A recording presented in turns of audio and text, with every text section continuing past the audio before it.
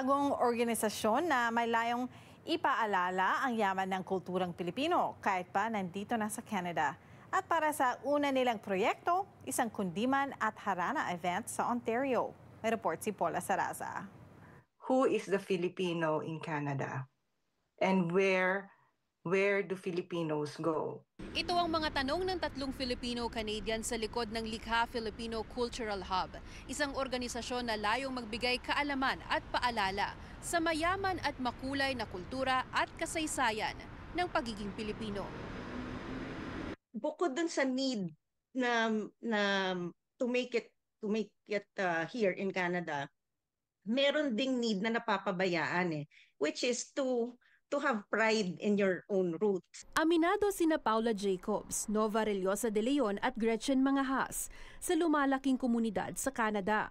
Pero mapa first o second generation Filipino-Canadian, naoobserbahan daw nila ang unti-unting pagkalimot sa sariling kultura at pinagmulan. Ano kaya yung pwedeng ma-attract yung youth o kaya mabuhayan ulit ng participation sa sining, in the arts?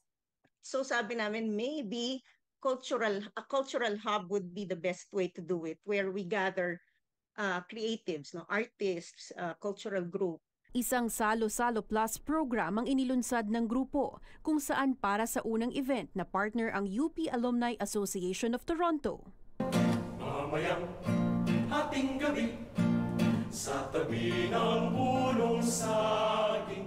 Mga kundiman at harana ang itatampok, kasama ang talento ng mga dating miyembro ng Philippine Madrigal Singers at iba pang tinitingalang performers sa larangan ng sining.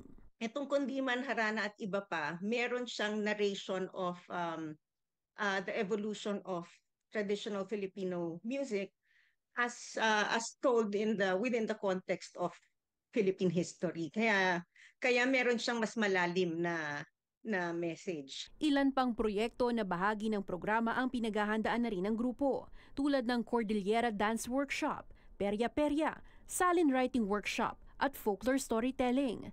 Ang lahat ng ito naging posible raw dahil sa suporta ng iba pang organisasyon sa komunidad. More than just the festivities, we want these events or these gatherings or these projects to be more educational, inspirational, engaging, and immersive. Matutunghayan ang una nilang event na kundiman, harana at iba pa sa July 12 sa Orangeville, Ontario. Paula Saraza, Omni News, Toronto.